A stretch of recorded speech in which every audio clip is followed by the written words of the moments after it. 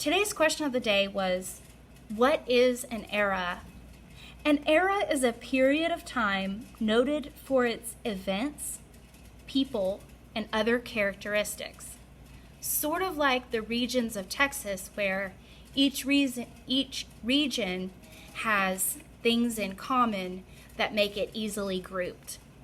This video today is not going to be perfect, as nothing is in my class, but I do expect you to take notes, and there will be a quiz. Oh, I forgot to mention, there will be a quiz over your notes. You may use your notes, so take notes. Today we're going to talk about thinking like a historian. What methods are used to craft a narrative of the past? Historical inquiry is a continuous process of analyzing multiple sources and reconciling multiple points of view in order to construct a tentative interpretation.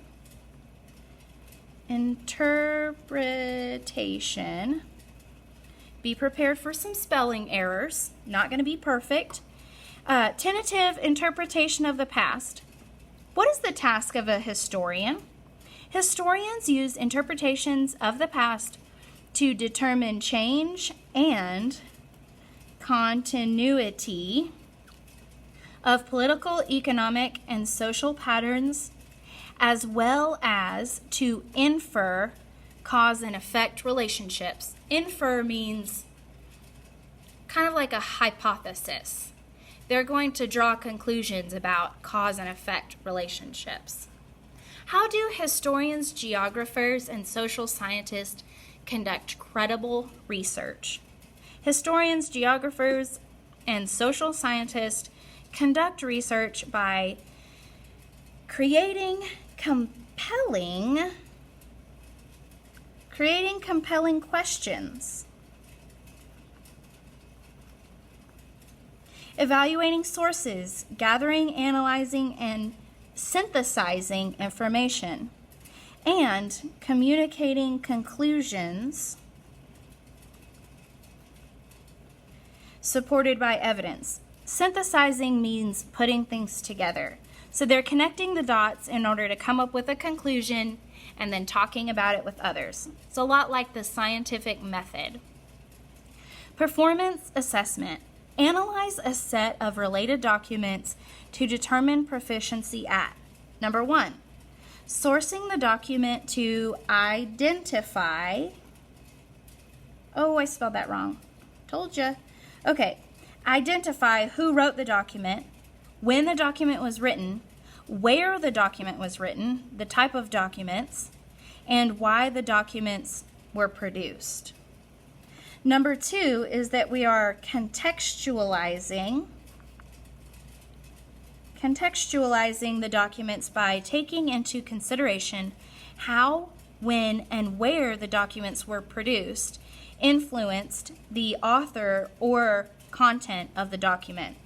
An example of this would be Francis Scott Key.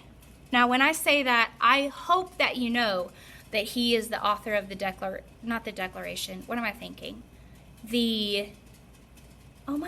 national anthem. The national anthem. He wrote this as he was held captive in an enemy ship during the American Revolution. He saw the bombs going off. He saw our flag standing up. And he saw that our flag was still there the next day. And he wrote about it. He wrote a song. The context of the national anthem written by Francis Scott Key was that he was being held captive. When? During the American Revolution. And where? In a boat, so that he could see from the window bombs going off. He could see warfare. Corroboration is corroborating the documents to evaluate the validity of the sources. So, did Francis Scott Key actually write the national anthem? Well, we don't know. We would have to compare with other sources. Historians have already compared with other sources, and they say that yes, Francis Scott Key did write the national anthem. And we want to consider multiple perspectives. Imagine how different that song would be if it was written by someone from England. It would be very different. So, number 4, close reading of the document to identify the author's claim. And then we're going to be examining the language details and language patterns of the text. The language patterns for the national anthem are very poetic. That's a poetic song. Okay, and then if we were doing this, we would record and analyze, communicate your conclusions to the class in a class dialogue or gallery walk. We will do this several times, but we're not going to do it today. Okay, next page of our notes. Unit vocabulary. Oh, by the way, you might have an open notes quiz over this. Primary source is a first-hand account of an event created by an eyewitness or for first recorders at the time of the event. A secondary source is someone that's going to write it on a later date. They're going to write about the events later, and it's by someone who is not present at the event. Okay, so Francis Scott Key, for example, would that be a primary or secondary source when he wrote that song?